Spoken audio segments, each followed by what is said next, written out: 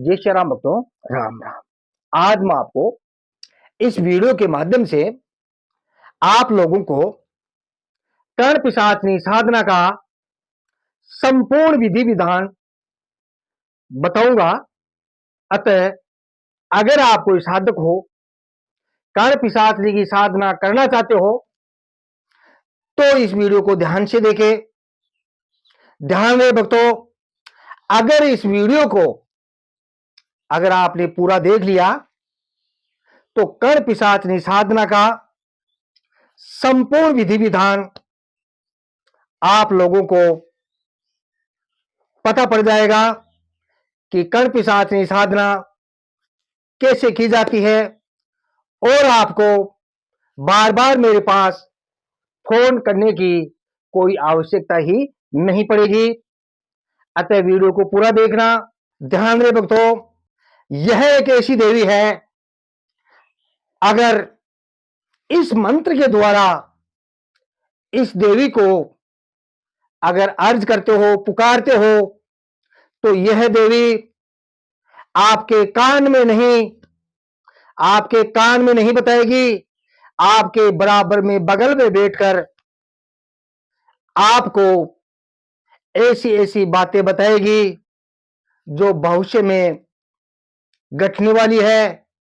किसी भी व्यक्ति के बारे में सब कुछ आपको बता सकती है।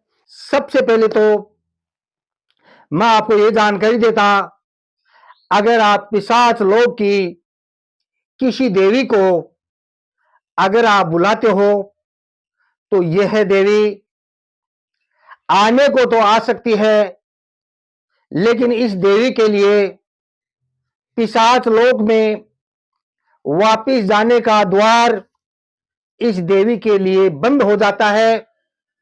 अतः अगर आप इस देवी को बुलाते हो तो आपको छोड़कर ये देवी कभी नहीं जाती है, क्योंकि पिशाच लोक में जाने का इनके लिए कोई रास्ता नहीं होता है। इसीलिए यह देवी पृथ्वी लोक पर भटकती रहती है। अगर आपने इस देवी को अगर बीच में छोड़ देते हो तो यह देवी आपके अंत समय में आपको परेशान कर सकती है।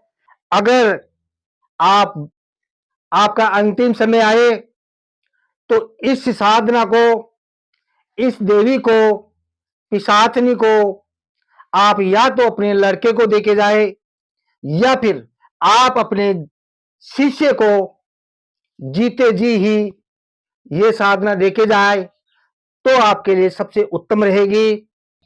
इस साधना को वही भक्त करे जिसका जिगर मजबूत हो, रक्षा कवच, सुरक्षा कवच मजबूत हो, वही भक्त ये साधना को करे।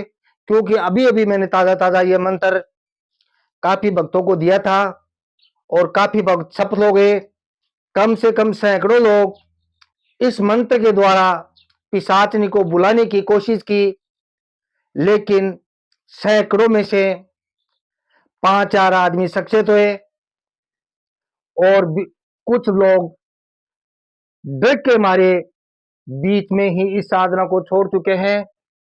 अतः यह मंत्र एकदम पावरफुल है, इसीलिए आप लोगों को इस मंत्र का विधान बताने जा रहा हूं, क्योंकि इस मंत्र का मैं चमत्कार देख चुका हूं। सबसे पहले आपको क्या करना है, अगर आप एक साधक हो, अगर आप कोई साधक हो और कर्ण पिशाचनी को बुलाना चाहते हो, कर्ण पिशाचनी की सिद्धि करना चाहते हो, तो आपको क्या करना होगा, ऐसा एक पाटा लेना है। देखो ये आराम देख सकते हो आप, ये मैंने कपड़ा बिछाया ऊपर, ये पाटा है, देखो है ना, ये ऐसा पाटा आपको लेना है और पाटे के ऊपर एक ऐसा या तो बॉक्स रख लेना या एक पाटा और रख लेना। ठीक है, ऐसा पाटे के ऊपर एक पाटा और रखना है, जैसे ये मैंने रखा है। ठीक है, क्योंकि ये पाटा इसलिए रखा है कि यहाँ के जो आप देवी पिशाचनी का दरबार लगाते हो, ये दरबार आपका दिखने में एकदम सुंदर दिखे, फोटो नीचे दिखाई नहीं दे, इसीलिए आपको ऐसा एक पाटा ऊपर और रखना है। और जो भी आपके पास में पिशाचनी की फोटो है वो फोटो को यहाँ रख देना है। ऐसा आपको लोटा लेना है, ठीक है। ऐसा एक लोटा लेना है, देखो ये खाली लोटा है, आपको इस लोटे को पानी से भरना है और देवी के सामने आपको रख देना है।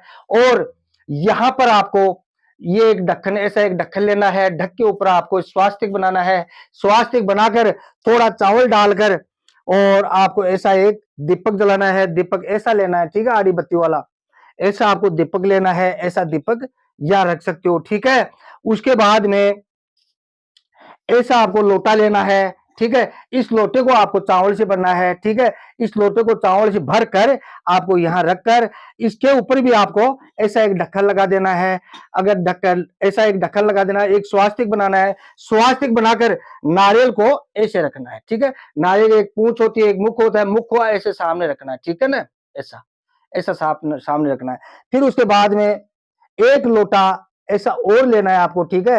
एक लोटा और लेना है। इस लोटे के अंदर भी आपको, इस लोटे के अंदर भी आपको चावल भरना है और उसको ऐसा ढक्कन लगाकर स्वास्तिक बनाकर इस लोटे को भी आपको यहाँ रख देना है और एक नारियल इसके ऊपर रख देना है, ठीक है। ये जो नारियल रखा है आपने, ये अपने गुरु महाराज के नाम का नारियल रखा है। और ये जो नारियल रखा है, ये आपका जो इष्ट है, जिसका आपके पास में सुरक्षा घेरा है, ठीक है, आपका, आपने सुरक्षा कवच तैयार करा है। देखो, इस देवी की साधना करने के लिए आपको सुरक्षा कवच की सख्त आवश्यकता पड़ेगी।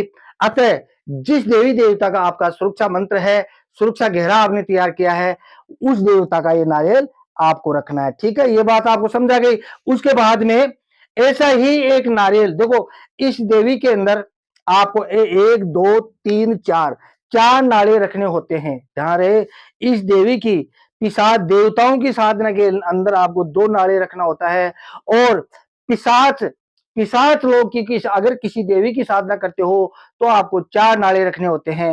एक नारियल आपको यहाँ रखना होगा, ठीक है।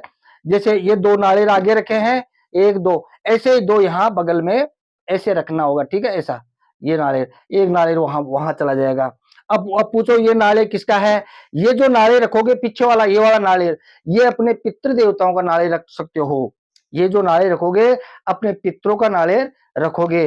वो जो नारियल रखोगे वो द्वारा, वो आपके कुल में जो देवी है, देवता है, उनके नाम का वो नारियल रख सकते हो। ये सब करने के बाद में आपको एक सुंदर सा एक आसन लगाना है। देखो यहाँ पे है ना, मैंने एक आसन आपको दिखाने के लिए मैंने आसन लगाया। ऐसा आपको सुंदर आसन लगाना चाहिए। आसन एकदम मुलायम होना चाहिए, क्योंकि आप अगर आप लंबे समय तक बैठते हो तो आपको कोई तकलीफ ना हो। आपको ऐसा एक आसन लगा देना है। और आसन पर बैठकर सबसे पहले आपको आसन को नमस्कार करना है, ठीक है। सबसे पहले आसन को प्रणाम करना है, ऐसा है ना, ऐसा प्रणाम करे आसन में बैठ जाना है। उसके बाद में सबसे पहले ये दीपक को आपको जलाना है। दीपक को जलाकर और यहाँ एक लोटा आपको पानी का भर के रखना है। उस लोटे में थोड़ा पानी लेके आपको आचमन कर लेना है, अपने हाथों को शुद्ध कर लेना है। उसके बाद में सबसे पहले यहाँ जो नारियल आपने रखा है यहाँ पे, है ना, ये जो नारियल रखा यहाँ पे है, एक नारियल रखा आप यहाँ पे, तो यहाँ नारियल पर जो आपने अपने कुल के पितरों के नाम का जो नारियल रखा है, उस नारियल को आपको प्रणाम करना है कि हे पितृ देवताओं, मैं ये साधना करने जा रहा हूँ, मैं कर्ण पिशाचनी की साधना करने जा रहा हूँ। अतः आप मेरी मदद करना, मेरी रक्षा करना, मेरे से किसी प्रकार की कोई भूल चूक हुई हो तो मुझे माफ करना। उसके बाद में जो आपका कुल का देवी देवता का जो यहाँ पे एक नारियल और रखोगे उधर, है ना, अपने कुल की देवी और देवता का, उस नारियल से भी आपको प्रार्थना करनी है। उसके बाद में यहाँ पर जो नारियल है, यहाँ पे आपने इस नारियल के माध्यम से, ये नारियल आपका गुरु का है, इस नारियल के माध्यम से अपने गुरु से प्रार्थना करनी है, हे गुरु महाराज मुझे शक्ति प्रदान करे। इस नारियल के माध्यम से अपने गुरु से प्रार्थना करनी है कि हे गुरु महाराज मुझे शुद्ध मार्गदर्शन दे और मुझे शक्ति प्रदान करे। मैं कर्ण पिशाचनी की साधना करने चाह रहा हूं, अतः आप मेरी मदद करें और मेरा मार्गदर्शन करें। इस प्रकार से अपने गुरु से प्रार्थना करें। उसके बाद में इस नारियल के माध्यम से आपने जिस देवी देवता का सुरक्षा, उसके बाद में ये जो नारियल आपका जो इष्ट है, ठीक है, आपका जो इष्ट है और जिसका आपने सुरक्षा घेरा तैयार किया, जैसे हनुमान जी है, काली माता है, भैरव जी है ना, जिसका भी आपने घेरा किया है, तो अपने इस नारियल के माध्यम से प्रणाम करे, है ना। जो भी आपका देवी देवता है उस देवी देवता को प्रणाम करे और प्रणाम करे और अपने मंत्र को 3 बार बोलकर ऐसे 3 ताड़े फेरे, 3 ताड़े लगाए और अपने शरीर को ऐसे फूंक मार दे। इससे आपका आपका देवी देवता आपका आपकी सुरक्षा करने के लिए हाजिर हो जाएगा, तैयार हो जाएगा, आपके ऊपर कोई संकट नहीं आएगा। ये बात आपको समझा गई। उसके बाद में आपको यहाँ आसन पर बैठकर सबसे पहले आप गणेश जी के 5 नाम आपको लेने हैं। जैसे ओम श्री गणेशाय मंत्र जप करने से पहले 5 नाम आपको लेना है। ओम श्री गणेशाय नमः, ओम श्री गणेशाय नमः, ओम श्री गणेशाय नमः, ओम श्री गणेशाय नमः। इस प्रकार से आपको 5 नाम गणेश जी के लेने हैं, इससे आपका मुख शोधन होगा। उसके बाद में आपका जो गुरु महाराज है, तो इस नारियल का ध्यान करते हुए, अपने इस नारियल के द्वारा अपने गुरु महाराज का ध्यान करते हुए, आपको जो मैं बता रहा हूं, इस मंत्र का एक माला आपको जप करनी है। हरिओम तत्सत गुरुदेवाय नमः, हरिओम तत्सत गुरुदेवाय नमः, हरिओम तत्सत गुरुदेवाय नमः। इस नारियल का ध्यान करते हुए इस मंत्र का आपको जप करना है। मंत्र कौन सा बताया आपने? आपको मंत्र कौन सा बताया आपको? हरिओम तत्सत गुरुदेवाय नमः, एक माला आपको जप करनी है। उसके बाद में जो मैं मंत्र आपको बताने जा रहा हूं, इस मंत्र के द्वारा इस मंत्र का आपको ध्यान करते हुए देवी से प्रार्थना करनी है। हे देवी, मैं आपको बुलाना चाहता हूं, अतः आप मेरे ऊपर कृपा करके आप मेरे पास तुरंत आए और मैं 7 दिन के भीतर-भीतर, ध्यान रहे, 7 दिन के भीतर-भीतर आपको बुलाना चाहता हूं और 7 दिन में ही आपको मुझे दर्शन देना होगा और मेरे प्रत्येक कार्य सिद्ध करना होगा। प्रत्येक सवाल का मुझे उत्तर चाहिए। हे देवी, मैं आपको बुलाना चाहता हूं और मैं अपने शिष्य के भाव से ही मैं आपको बुलाऊंगा। आप चाहो तो कुछ भी, आप चाहो आप चाहो तो कोई भी रूप इनको दे सकते हो। अपनी बहन बुलाकर भी बुला सकते हो, अपनी माँ बुलाकर अपनी माँ समझ कर भी बुला सकते हो, अपनी बेटी समझ बुला सकते हो, अपनी पत्नी के भाव से भी आप बुला सकते हो। लेकिन ऐसा करना नहीं है भक्तों, ध्यान रहे। अगर आप किसी परिवार वाले हो, आप किसी परिवार में रहते हो, तो बहन बेटी अपना रिश्ता कोई भी कायम नहीं करना है इसके द्वारा। आपको करना क्या है? आपको सिर्फ आपको सिर्फ चेली बनाकर ही इसको बुलाना है और चेली के भाव से ही इसको बजना है। जैसे अपने शिष्य को किसी को बुलाते हैं, इसी भाव से इसको आपको बुलाना है।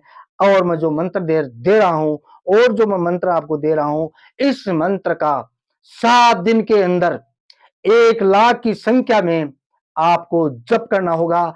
ध्यान रहे भक्तों, साधना काल में आपको स्त्री, ध्यान रहे भक्तों, साधना काल में आपको किसी भी स्त्री का जानबूझकर ध्यान नहीं करना है, जानबूझकर दर्शन नहीं करना है। जिस जगह आप साधना करने जा रहे हो, ये मंत्र ही ऐसा है, ठीक है? जिस स्थान पर आप साधना करते हो, उसी स्थान पर बैठकर 7 दिन तक आपको 1 लाख की संख्या में जप करना है, वहीं उठना है, वहीं बैठना है, वहीं खाना है। कम से कम आपको बाहर निकलना है। अगर अगर ज्यादा जरूरी बाहर निकलना ज्यादा जरूरी समझो, तो अपने शरीर पर कोई वस्त्र डालकर, अपने शरीर पे कोई वस्त्र डालकर फिर आपको बाहर निकलना है। किसी भी स्त्री की आपके ऊपर परछाई नहीं आनी चाहिए।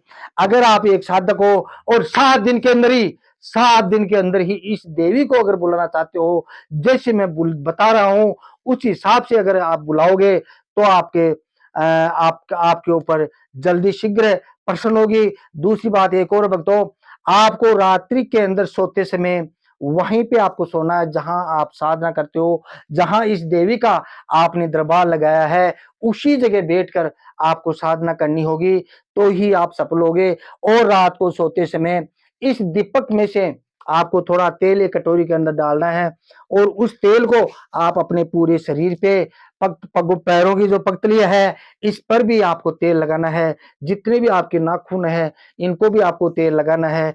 इस प्रकार से आप तेल लगाकर आप रात को सोना है और आपको एक टाइम खाना खाना है वो, और आपको 7 दिन का उपवास रखना है।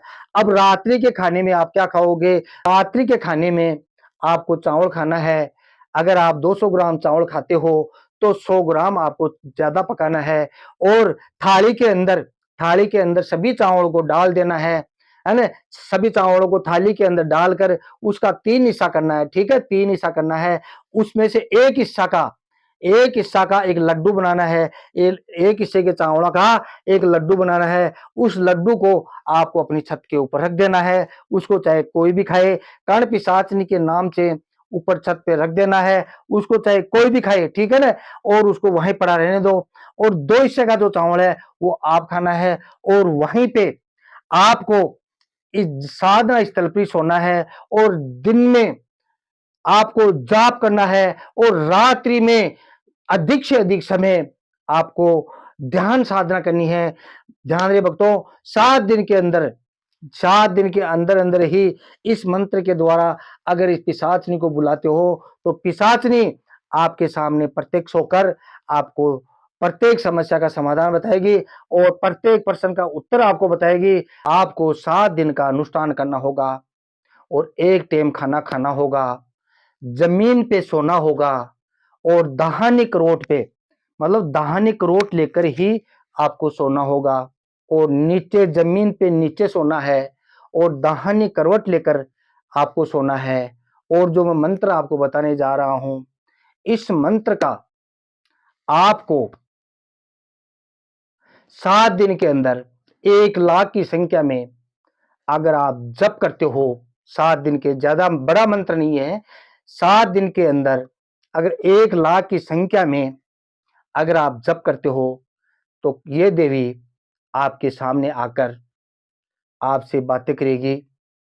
हो सकता है यह देवी, अब आपको अनुभव बताता हूं कि कैसे कैसे आपको अनुभव हो सकता है, ठीक है ना? डरना मत, है ना? कैसे कैसे आपको अनुभव होगा जब आप साधना प्रथम दिन से ही ये देवी आपके सामने आना शुरू हो जाती है। जैसे जब आप मंत्र का जप करोगे या ध्यान करोगे, तो आपके आजू बाजू में धमाके की आवाज आ सकती है। जब आप ध्यान करते हो या माला जप करते हो, आपको ऐसा लग सकता है कि मेरे चारों ओर कोई न है, कोई अदृश्य आत्मा मेरे पास है। आपके रोंगटे खड़े हो सकते हैं। ध्यान रहे, ये देवी आपका कुछ नहीं बिगाड़ेगी, ठीक है? इसी बात का ध्यान रखना है, आपको डरना नहीं है। और इस देवी का लगातार आपको जितना आप संकल्प लेते हो, उतना आपको जप करना है। उसके बाद में आपको हवन करना है। हवन करने का वीडियो मैंने पिछला वीडियो मैंने बताया था। ये देवी 7 दिन में हमारे पास में कई रूपों में आ सकती है। आवाज़ें आ सकती है, कान में कुछ अजीब-सी चिल्लाने की आवाज़ आ सकती है। सामने हम जो सामने कर रहे हैं, हम सामने बैठे हैं, हमारे सामने किसी अप्सरा का रूप कल्पना में आ सकता है। हमारे सामने जैसे फ़ोटो है, ये फ़ोटो ऐसा बोलने लग सकती है, जैसे अपन को एहसास होए कि ये बोलने लग गई, है ना? उसके बाद में आपको क्या करना है, मैंने जो आंकड़े वाला हवन बताया था पीछे वीडियो के अंदर, उस वीडियो को और देख लेना, और इसका उस वीडियो का लिंक उस वीडियो का लिंक मैं डिस्क्रिप्शन में डाल दूँगा। उस वीडियो को देखकर आपको हवन करना है। इस प्रकार से मैंने कर्ण पिशाचिनी साधना का संपूर्ण विधान आप लोगों को बताया है। भगवान आपका भला करे। जय श्री राम।